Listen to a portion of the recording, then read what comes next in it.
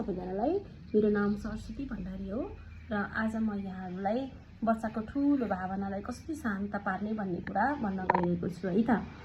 फर्स्टमा चाहिँ जस्तो जब बच्चाले कराउँछ, चिच्याउँछ अथवा एक्ट आउट गर्छ नि, हो त्यति बेला चाहिँ हामीले झ्यापै रियाक्ट गर्न चाहिँ हुँदैन। भनेको ए चुप लाग, नकरा, म पिट्दिन्छु अहिले, यस्तो टाइपको कुराहरू चाहिँ गर्नु हुँदैन। आफू फर्स्टमा लामो सास लिने, शान्त हुने, अनि त्यस पछाडि चाहिँ बुझ्ने कि बच्चाले रोएको चिच्याएको यो बच्चाको ब्याड बिहेभियर होइन, उसलाई चाहिँ उसको भावना सम्हाल्नलाई गाह्रो भइरहेको छ, हाम्रो सहयोग चाहिएको छ, माया ममता चाहिएको छ भनेर चाहिँ हामीले बुझ्नुपर्छ।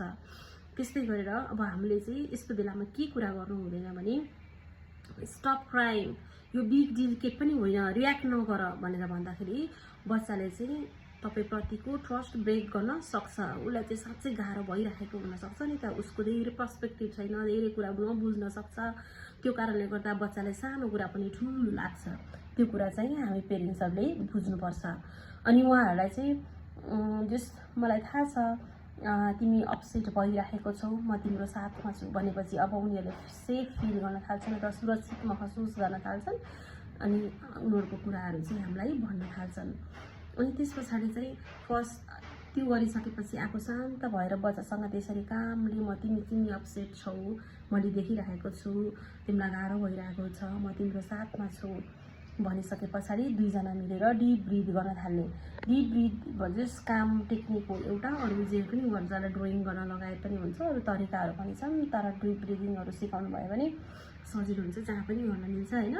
अनि यसमा चाहिँ बच्चालाई एउटा मनपर्ने स्टार ब्रिदिङ छ। जस्तो स्टारको चाहिँ 5वटा आर्म हुन्छ होइन यस्तो, अनि जस्तो तलबाट सास फेर्न स्टार्ट गर्दाखेरि चाहिँ हेर्न है त यसरी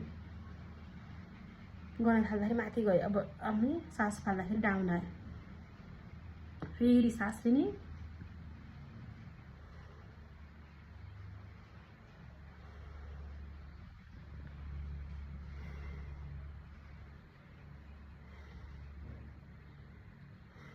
यसरी 5 पटक सास फेर्दाखेरि एउटा स्टार कम्प्लिट हुन्छ।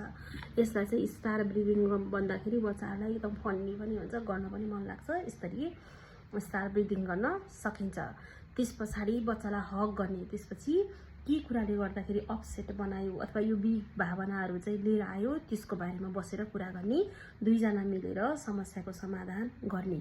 यसरी ओभर द टाइम चाहिँ बच्चाले कामले जुनसुकै समस्यालाई पनि ठुलो भावनाहरू डेभलप नगरिकन अथवा विकास नगरिकन शान्त हिसाबले समस्याको समाधान गर्न सक्छन् है त। आज हामीले बच्चाहरूलाई माया ममता प्रेम देखायौँ भने उनीहरूले पनि पछिहरूलाई त्यसरी नै सिकाउन सक्छन् र आफू पनि सम्हालिन सक्छन्। धन्यवाद।